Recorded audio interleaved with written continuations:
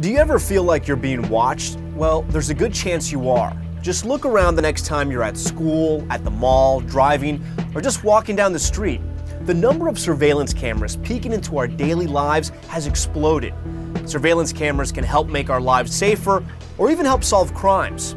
Security cameras played a huge role in identifying the Boston Marathon bombers in 2013. But privacy advocates say that all these cameras, tracking our every move, aren't always a good thing. And it's not just surveillance cameras they're worried about.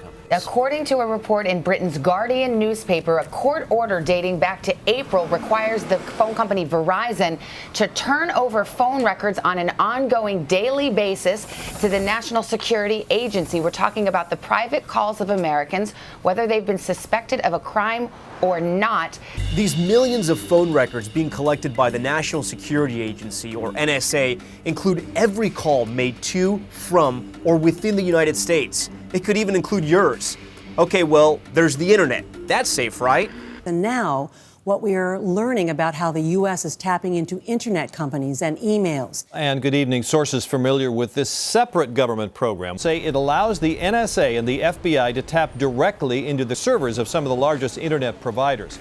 Even the name of this program sounds top secret. It's called PRISM, and it lets the NSA and the FBI actively monitor the internet in real time, searching for emails, photos, and documents. Now, when the story of the two surveillance programs broke, the Obama administration defended them as necessary trade-offs that protect Americans from terrorism.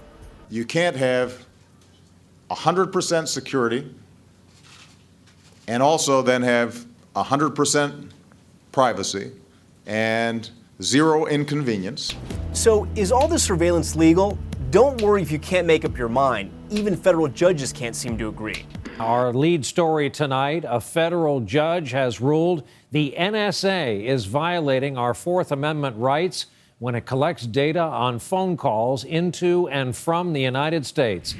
A federal judge in New York ruled today that the NSA's vast collection of telephone records is legal. That contrasts with a ruling just 2 weeks ago from a judge in Washington who said the NSA program likely violates the Constitution.